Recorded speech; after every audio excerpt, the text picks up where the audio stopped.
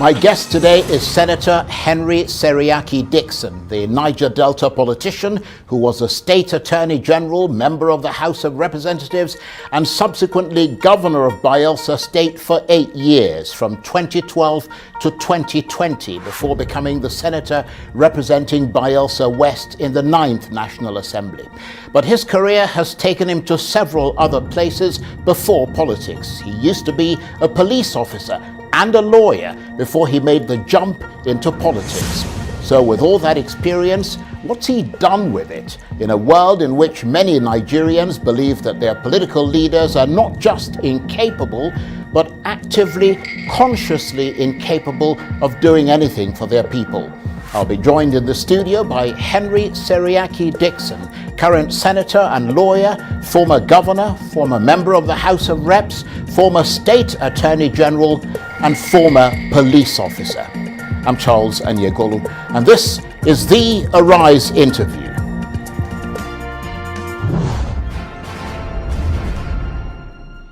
Now, my guest today is a conspicuous figure in Nigerian politics, having been a state attorney general, a member of the House of Representatives, a 2-term governor, as well as now a senator. You could say that Henry HSDickson could rank as one of the more important figures in Nigeria's former ruling party, the People's Democratic Party, or PDP, which has been struggling to emerge from the defeat it experienced at the hands of the now ruling All Progressives Congress, or APC, in 2015. But whatever the PDP's political anguish and torment today, as it battles to re-establish and re-exert itself, Senator Dickson has never portrayed himself in the public arena as lacking in purpose. He's become a sort of spokesman on issues such as justice, the right to education, electoral and constitutional reform, devolution of powers, and restructuring. And I'm delighted to say that Senator HSDickson joins me now in the studio. Thank you very much indeed for coming in. Thank you, Charles, for having me. Thank you. And I just referred there in the intro to you being very keen on electoral and constitutional reform. And those two things are inextricably linked, aren't they? Yeah, they are. They are, because I mean, if you look at our history, particularly our recent history, not many Nigerians are aware that in 1999, when this current democratic dispensation was ushered in by General Abdul Salam, the last military ruler, politicians in all parties, including elected officials, didn't have a glimpse of the document that they would govern this country by. That's the Constitution. The Constitution was not published until Chief Obasanjo, who was president, took his oath 29th May. In other words, all the politicking that went on, campaigns and everything that went on, you know, took place without the governing basic document. That's worrying. Yes, that was what happened. You know, it's quite some time, about 20-something years, and people may have forgotten. And that's why we are, you know, making the case for a profound, comprehensive constitutional review in Nigeria. I mean, you can call it different names. You can call it devolution. You can call it restructuring. It's whatever term you use, what it connotes is there a need to return, you know, to an examination, a comprehensive examination of the governing basic document, you know, by which Nigerians are to be governed by. And you are right. In it, you also need to address issues such as electoral reform, which for me is one of the key things I came back to the National Assembly to pursue. And I'm in the committee, we're making some progress. I'm in the committee working on I'm actually a member of the committee of the Senate on elections, on INEC, you know, so. But let's then talk about that electoral reform, because I'm sure you've seen and heard those feelings of anger and disillusion that we've seen trailing the passage of that Electoral Act Amendment Bill. Yes. Well, first of all, at the committee level, you know, I came to join them in a by-election I didn't start from the beginning with this ninth Senate, regrettably. I was still back home when we did elections. And when there was a vacancy, I came in January, effectively, this year.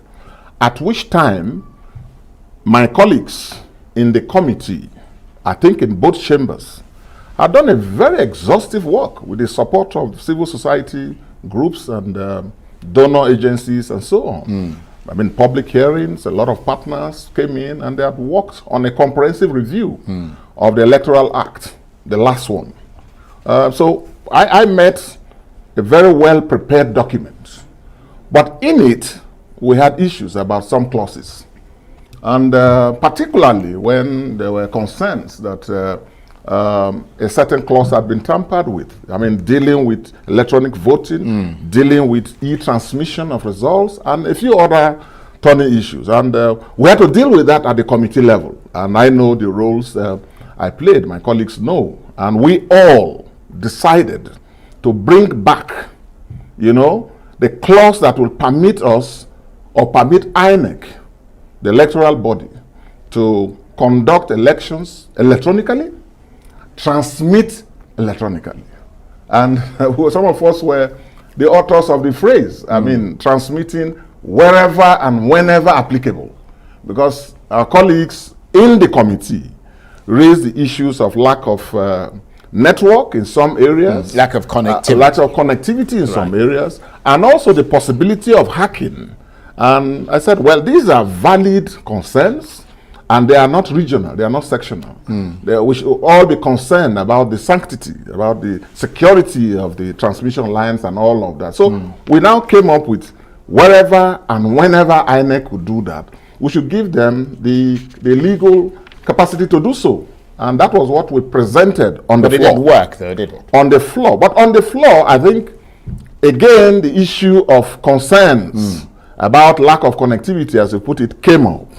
And then an amendment was introduced, which we disagree with. I mean, if you look at the voting, I made it very clear that it was unconstitutional to subject INEC to NCC or any other regulatory agency, because the Constitution in the schedules has made it very clear that INEC shall be independent, and INEC has the sole responsibility for conducting, supervising, organizing elections.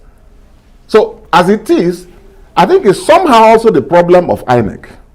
Because we didn't have a legal framework before they introduced card readers in 2015, for example. And that goes normally with their constitutional powers to organize and conduct elections.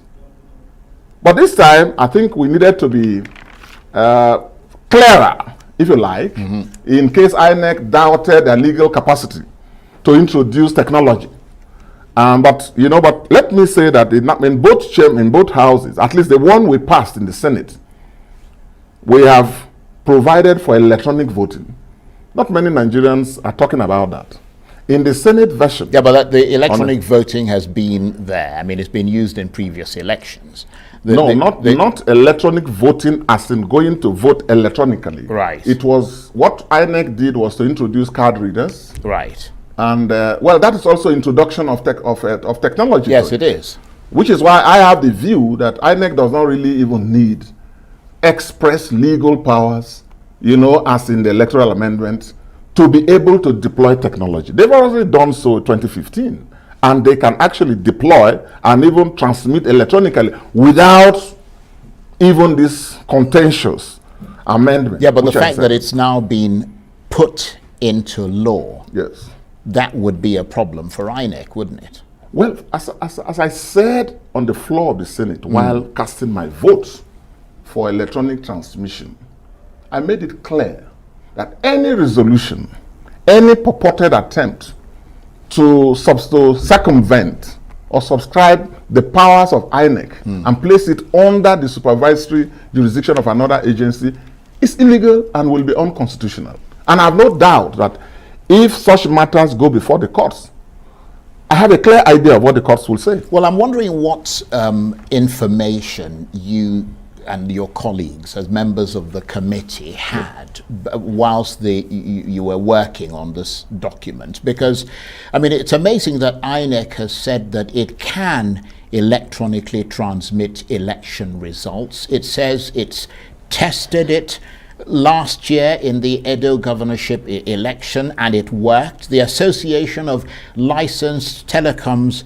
Operators of Nigeria have also said that the telecoms companies have the capacity to transmit election results electronically across Nigeria. And yet the Senate voted against that clause. Why would they have done that? Just explain a little bit about the politics and the considerations at play here. Well, you know, Charles, firstly, you need to understand my position and where I stand on this issue, which is firstly, as I've said even here now, that in the first place, I believe that INEC already has legal capacity to conduct elections electronically and to transmit same without any amendment of the Electoral Act. Otherwise, why did they do that in Edo? There was no Electoral Act amendment. So that confirms my basic view, and which is why I feel that the amendment that sought to bring INEC's operations and activities, albeit about transmission, under the supervision of NCC, of course I disagree clearly with it. And a lot of my colleagues also disagreed. But you know, when a voting takes place on the floor, I mean, some position has to be upheld and another overruled. And how did you vote? Unfortunately, that was what happened. But it doesn't change my views that INEC can go ahead to conduct elections electronically if and only if they determine that to be practicable, to be feasible, to be secure. I feel that in matters like this, and I told the committee agreed. It was on that basis that that phrase, INEC having the powers to do so wherever and whenever, was put there in our draft report to the, because ultimately it is not the National Assembly that has the expertise, as you rightly pointed out, to determine whether INEC can conduct elections electronically or whether INEC can transmit same electronically. Yeah, but they've now it's a judgment for INEC. Yeah, but they've now passed it on to NCC. Well, that is why I disagree with that position. Right there on the floor, and we voted against it.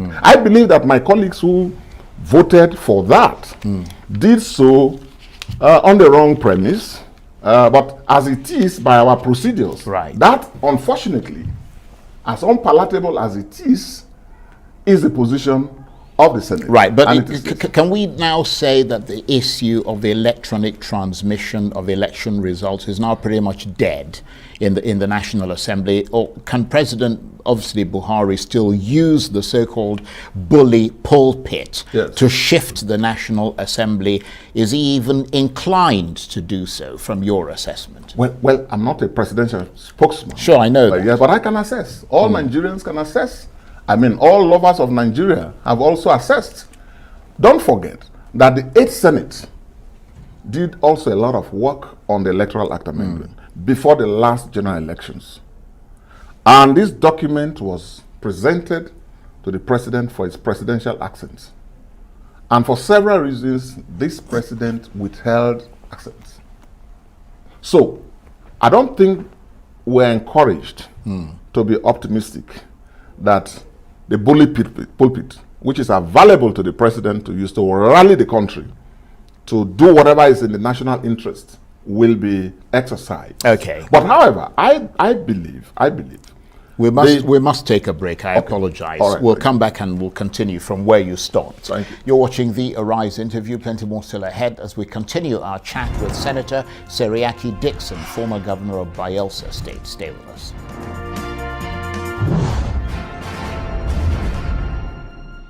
Welcome back to the Arise interview. I'm Charles Onyekolu. Now, my guest today is Senator Henry HSDickson, Senator representing Bayelsa West and former governor of Bayelsa State. He governed the state for 8 years, and he's been in the thick of all the latest hot-button controversial issues at the National Assembly. Disappointment and reproach continuing to trail the passage of Nigeria's Electoral Act Amendment Bill. For instance, there have been calls for President President Buhari not to assent to the bill because it is argued lawmakers sought to tamper with the independence of INEC, the Independent National Electoral Commission. The impression seems to be that legislators, rather than making elections in Nigeria better, have effectively torpedoed the credibility of the process, knowing that Nigerian elections have in the past been manipulated in the course of the collation of results manually and the transmission of results physically. And Senator HSDickson, former governor of Bayelsa State, is still with me in the studio. Thank you very much indeed for staying with us. And you were completing a thought before we went on a break about this Electoral Amendment Act. Yes, so I was saying that even before you call on the president to use his bulletproof, the legislative process known to our Constitution has not been completed, has not been exhausted. As you know, the Senate and the House passed two different versions. So it's got to be harmonized. Meaning that there has to be a conference committee to harmonize these positions. And if what comes out, for example, is the House version, which is basically what we had on the conference report, which is that the discretion to decide whether or not to deploy technology should vest rightly and constitutionally with INEC and no one else. So that process is still there before you get to talk about the president. But the president, as you know, the president in our system is a lot of several things together. He's president, he's commander-in-chief of the armed forces, he's head of state of the country, and he is the leader of country.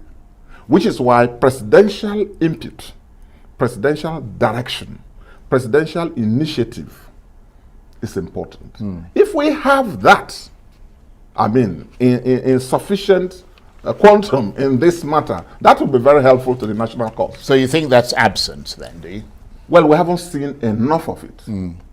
We should see more. Right. We deserve more. And I wonder if you and your colleagues ever actually feel the mood of the nation and touch the pulse of anger and disillusion when this sort of vote happens. Do you guys feel that in your everyday work as lawmakers? Well, you know, Charles, you need to know that the National Assembly is a political institution. Yeah, of course it is. Yes. But it's a political institution that represents the people. Yeah, so you've all got constituencies. It's a political institution. Right. And therefore it's very susceptible to see differences of views and perspectives. Yeah, of course.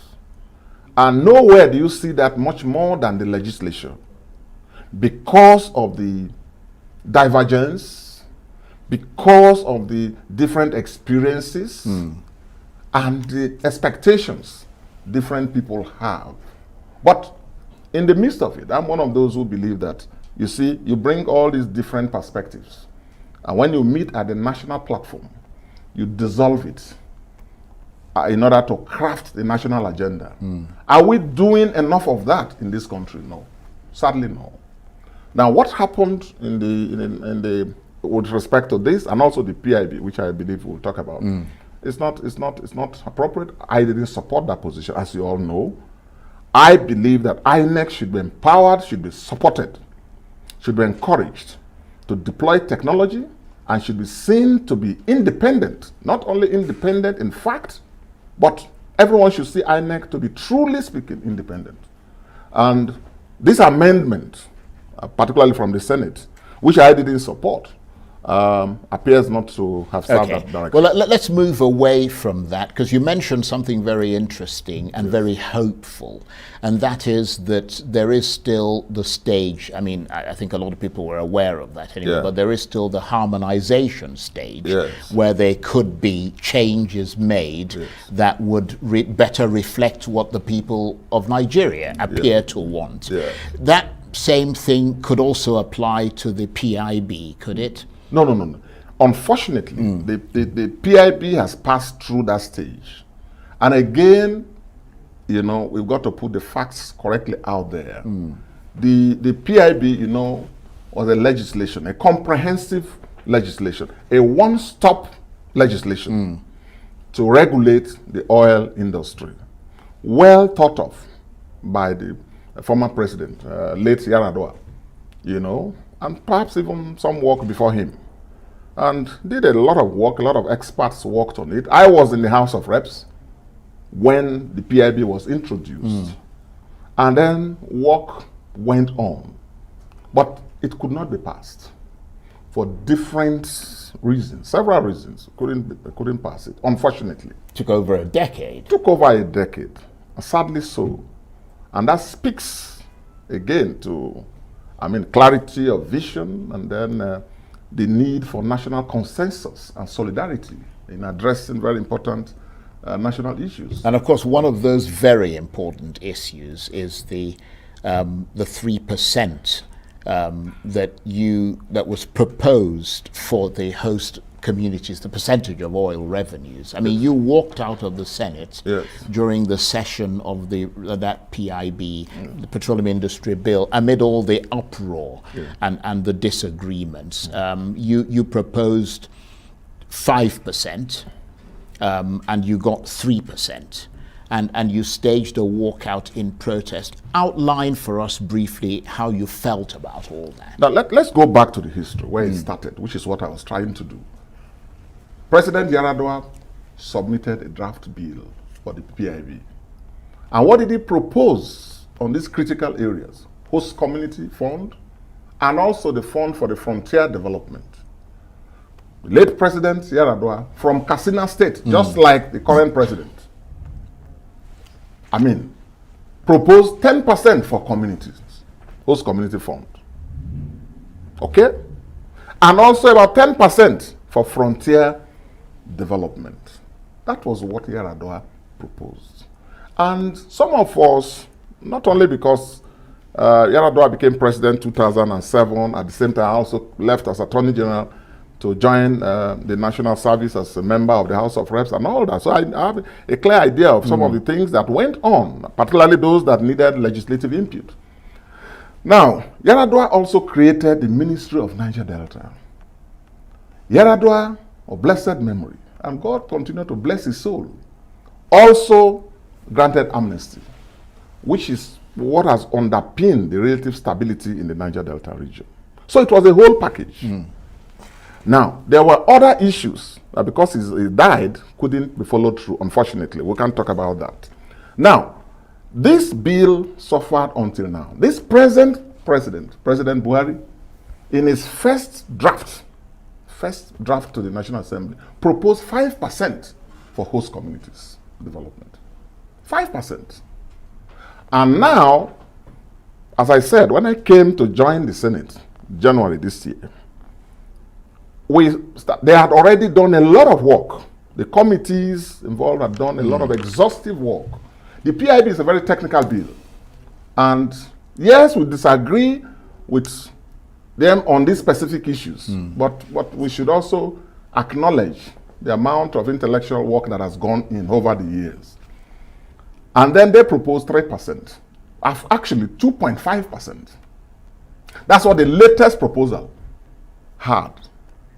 And at the Southern Senators level, and I'm not spokesman for that Southern Senators Forum, and we also met at the South-South Senators. Very briefly, we've got 10 seconds to take a break. And then we all met, and a lot of lobbying took place, as you would imagine, in the parliament.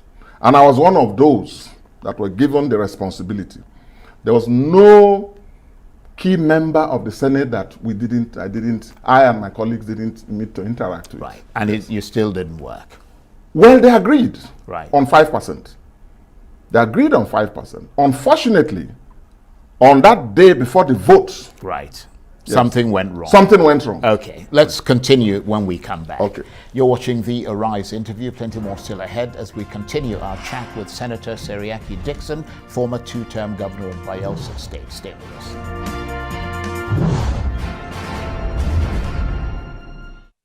Welcome back to the Arise interview, where we speak to the newsmakers as well as ordinary people doing extraordinary things around the world and featuring the voices at the heart of the stories. I'm Charles Anyegolu. My guest today is Senator Henry HSDickson, the Niger Delta politician who was a state attorney general, member of the House of Representatives, and subsequently governor of Bayelsa State for 8 years from 2012 to 2020. He is now, of course, back in the National Assembly, but in the upper house as the senator representing Bayelsa West in the 9th National Assembly. But his career has taken him to several other places before politics. He used to be a police officer and a lawyer before he made the jump into politics. So a man who's garnered considerable experience. But of course, this is Nigeria, a world in which many citizens believe that their political leaders are not just incapable, but actively, consciously incapable of doing anything for their people. So the question must be,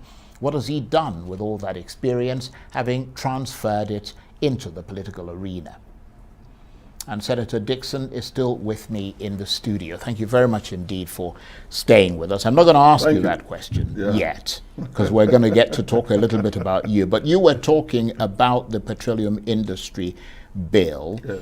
And your argument is that the 2% difference between 3% and 5% doesn't serve the national interest, and that it could cost Nigeria dearly in terms of the management of security of the Niger Delta region. What exactly did you mean by that? Exactly. Before I come to that, Charles, I was saying that on that morning, we had gone around almost all the caucuses in the Senate, and I was one of the leaders.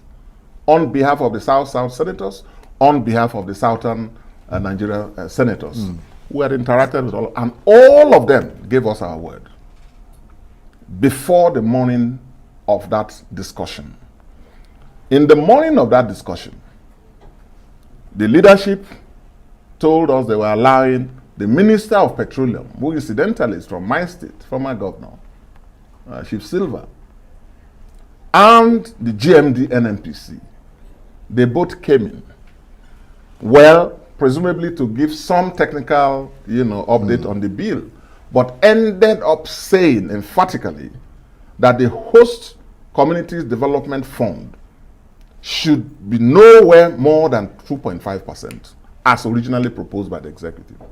And that if it was higher than that, there would be no investment inflow into the oil and gas sector. That statement coming from the oil and gas eggheads had a major influence on the minds of the senators. But don't you think that's a realistic statement? No, it is not realistic. And this is what I mean. But the Senate upped it with 0.5 and made it 5%. We disagreed with it. I walked out on that day as well, and a number of other senators quietly. It was quiet because there was room in our legislative processes for harmonization. The House had passed 5%. Here we had passed 3%, and we knew there was going to be a conference committee. So we intensified the lobby. And the vote tied. But the leader of the team, incidentally the Senate leader, who was chairman of the conference committee, cast the deciding ballot and brought it back to 3%. Now, my view is that the difference between 3%, which is what has been harmonized by both chambers, and the 5% that was contained in the report following our lobby. Remember, the executive wanted 2.5%. We lobbied and got both committees to raise it to 5%. And the House did very well. I must thank all of them for that. But the harmonization was done and then brought it to 3%. And that's why I said that 2%, the opportunity cost of that 2% does not serve the national interest. I have been two-term governor, 8 years. In Bayelsa, which is like the center of the Niger Delta. I've been to challenges. Bayelsa. Yes. I've been to Yenego. The center of the Niger Delta challenges and potentials. You find it in Bayelsa. And I've been involved in all forms. So I know what a number of these guys who voted for this do not know and can never know, which is that if you don't have the buy-in of the communities and the people who feel aggrieved of all these over 60 years of exploitation, and now they are before their eyes, this is the first time funds are made available directly to the communities. They saw when President Yar'Adua made a report for 10%. They saw also when this same president in this government, led by this party, requested for 5%. They are aware of it. And you now, in the National Assembly, based on the projections, based on the advice or the opinions of NNPC and the Oil Ministry, Petroleum Ministry, you now on your own reduce it to 2%. That 2% does not make sense, because you're going to spend more than that in terms of managing security, in terms of managing community. In other words, the fallout from the removal of that 2% will be much greater than what it would have cost. Far greater. So does it then, because I mean the Niger Delta where you come from, security challenges have simmered for years there. They've always agitated for a greater share of the profit from Nigeria's biggest foreign exchange earner, which obviously is oil. And oil, of course, produced in the Niger Delta. Do you think militants still pose a threat and a security challenge in the region? Because there have been warnings that militancy appears to be picking up again there. Now, Niger Delta is always prone to instability. Right. I mean, you now have a situation where, paradoxically, Charles, the Niger Delta region appears to be one of the safest places in Nigeria as we speak today. Until elections arrive. Today. And that is about, it's largely due to what President Yar'Adua did. The people trusted him. The young people keyed in. The elders also keyed in. And the amnesty program is still on course. It is still running. Other components of it, we may have had challenges in its implementation, but largely speaking, the young people still believe in the system and they are managing it. But it still remains a volatile system. It has enormous potentials for combustion, and which is why any sensible country would not try what we have tried to do here now. But I mean, by reducing it from 5% to 3%. What are you going to do with this? Yes, but at the same time, you also have to be realistic. Yes. I mean, Nigeria has faced a lot of economic challenges. I mean, there've been, the price of oil, although it's gone back up again, but for a long time it was very low. I mean, you had the COVID, the problems from COVID-19 and so on. No, I mean, Charles, if I may interrupt, sure, please. This Community Development Fund has got nothing to do with COVID. It's got nothing to do with low price of oil. It is 2% or 5% of the operating costs of oil companies. In other words, it's not federal government money. You are not talking of proceeds of oil. No. The proceeds in our system go straight to the consolidated distributable account. That's a different thing. Yes. The law says, look, you guys are operating here, we want communal harmony. And for the first time, we want the community to have a stake in stability and security of facilities and operations. Yes, but we give you a percentage. Right, but it's still about investment in that region, isn't it? Because those people are investing in that region. And it's a disincentive when there's an additional tax to that investment. Well, if it is what is more of a disincentive? Insecurity in communities, or a 2% increase in what should go to the community that will guarantee you peace, stability, and the buy-in. Now, in all of this, before you talk about the bottom lines of oil companies, before you talk about what goes to the shareholders, before you talk about government revenues, shouldn't you first, rationally, think about addressing the source of where this crude is coming from? Because without these communities, without their buy-in, or their continued buy-in, you can't even produce a dime. Right. So a sensible option will be to address that. And in any case, it's not the federal government paying. It is the operation cost. So if the communities have that, and you know, Charles, it doesn't make sense. It's a lose-lose situation for the companies. It is a lose-lose situation for the country as a whole. Because you are talking of hundreds of communities who now are aggrieved. Now you are like tempting people. Like a child is there, you bring a lollipop and you show the child and you take it back. Or you cut it into two. That's what the federal government has done. The 5% should have been the basic, barest minimum with a potential for increase. And we propose that. Put it at least 5%. But is there the potential to increase it from 3%? Well, that is up to the government. After all, it's an executive bill. So if the government realizes what they have done wrong, and they better do, the earlier they do so, the better. Because, you see, before you talk of investors coming in, before you talk of shareholders being happy with their investments in Nigeria, before you talk of all of that, any revenues, the communities must be receptive to the investment, isn't it? Absolutely. And because you are not even talking of one community, Charles. This is why it is a lose-lose situation for both the oil companies as well as the government. Because you're talking of hundreds of communities. But isn't it a bigger loss? And you've got no security capacity right to enforce order and security and cohesion in all the communities at the same time. But isn't it a bigger loss if there's no investment at all? Or at least there's a reduction in investment?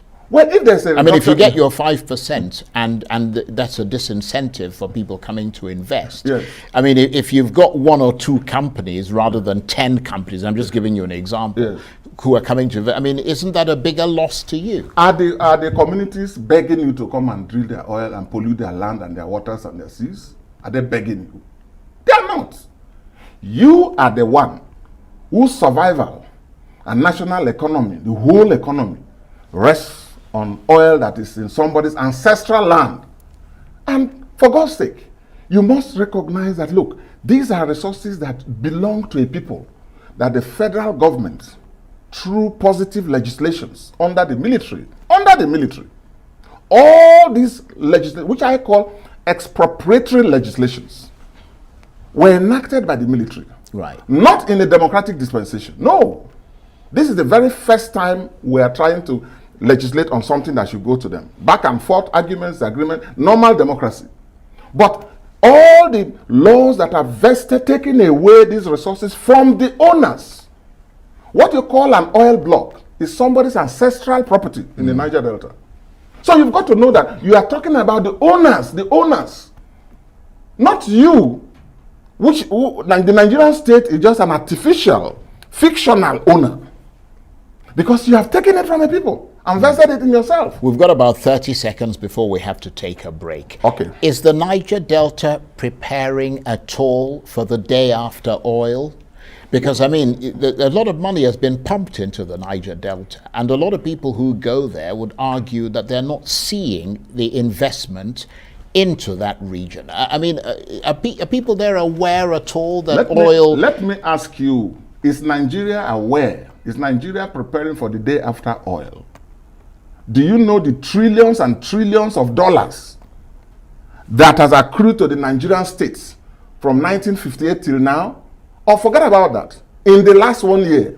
Okay. Trillions and trillions of dollars. Let me reverse the question to you. Okay. Is there anything to show that the Nigerian government has been earning that? And that's a very good point. Yes. And let's take a break on that note. You're watching the Arise interview. Plenty more still ahead as we continue our chat with Honorable HSDickson, who is a senator in the Nigerian National Assembly and was the former governor of Bayelsa State. Stay with us.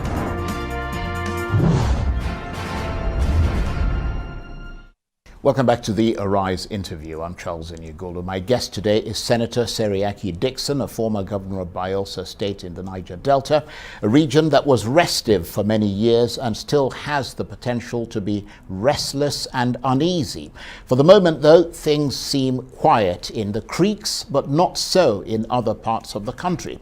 Nigeria is currently faced with an unprecedented wave of different but overlapping security crises, from kidnapping to extremist insurgencies. Almost every corner of the country has been hit by violence and crime. As one security analyst put it, the scale of the insecurity threatens the very fabric of Nigerian society. And with less than 2 years left of President Buhari's final term, his promise to protect citizens from terrorists and criminals when he was first elected in 2015 rings hollow in a country that appears to be more unstable than it's been for decades.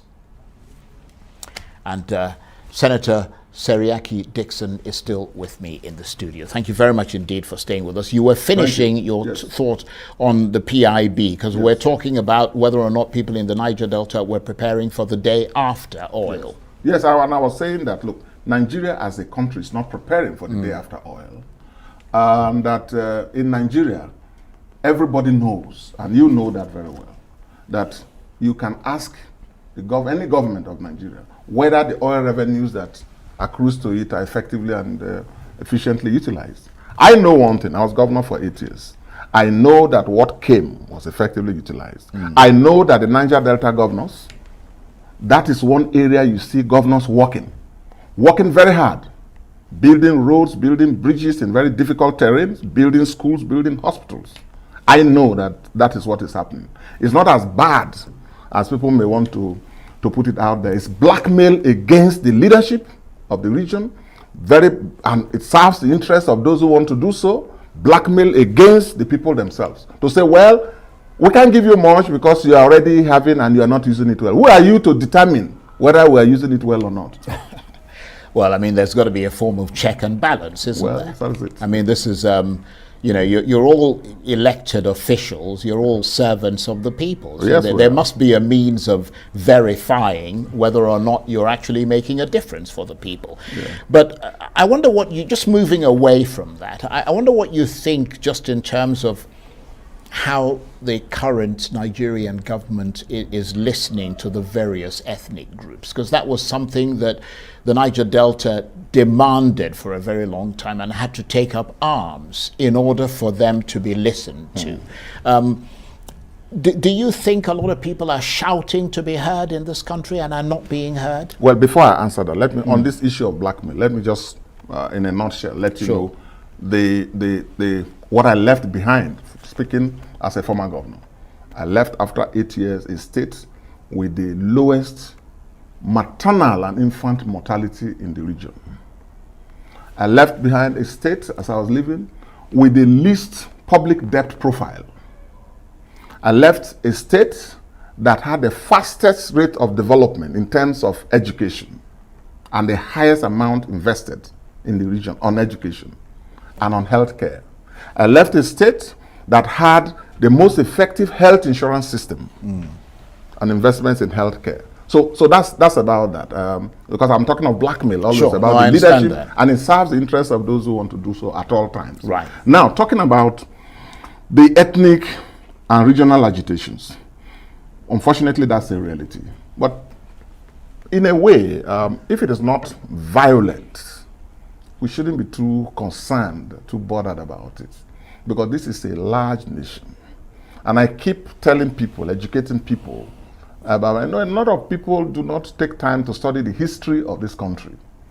We are basically a nation of ethnic nationalities.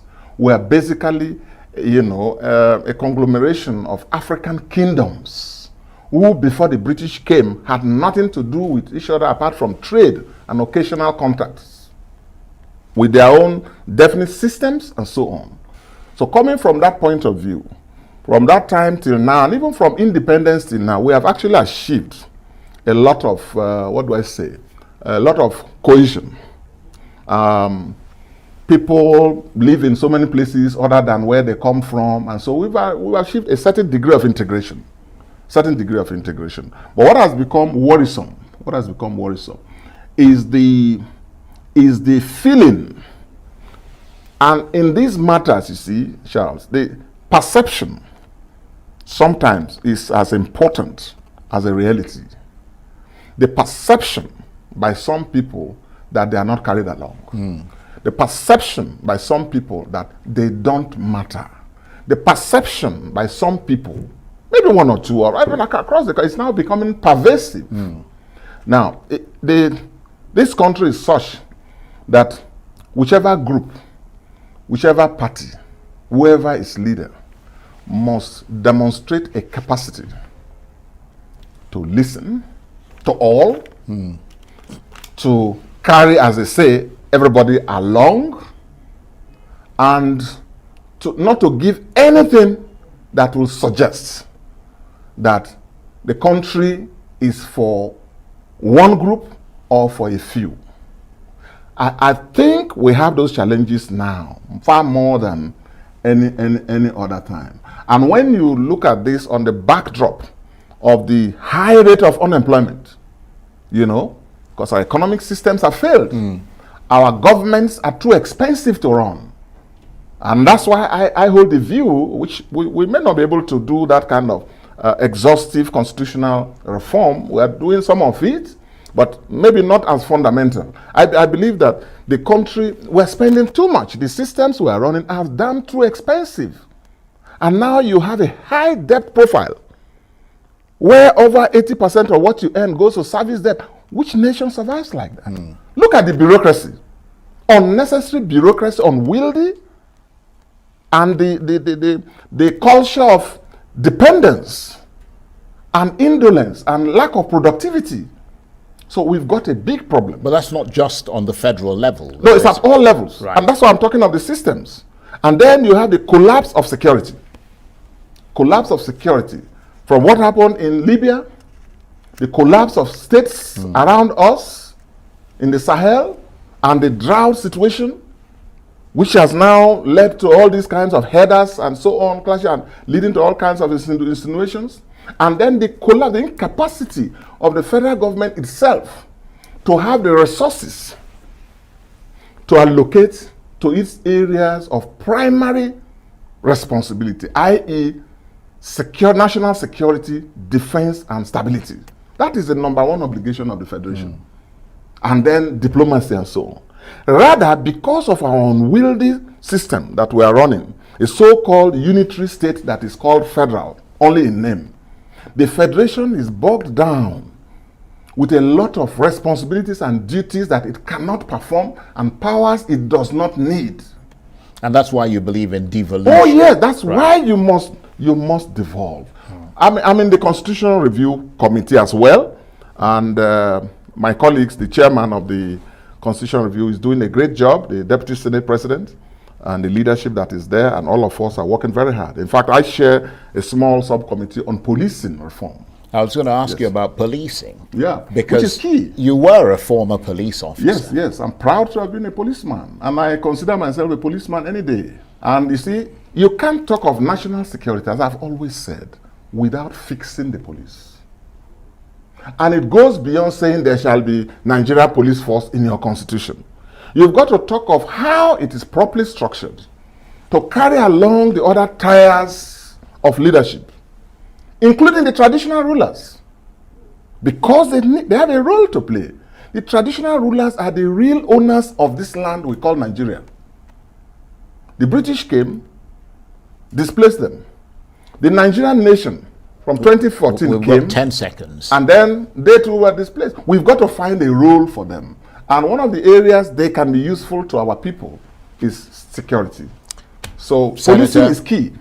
I want to thank you very much indeed. It's been an absolute delight talking with you. Thank you for having me, and thank you for HSDickson. the great job you and your colleagues are doing. Thank you very much Thank you indeed. very much. That's it for this edition of The Arise interview. Join us again tomorrow. From me and the entire team here in Abuja, bye-bye, and thank you for watching.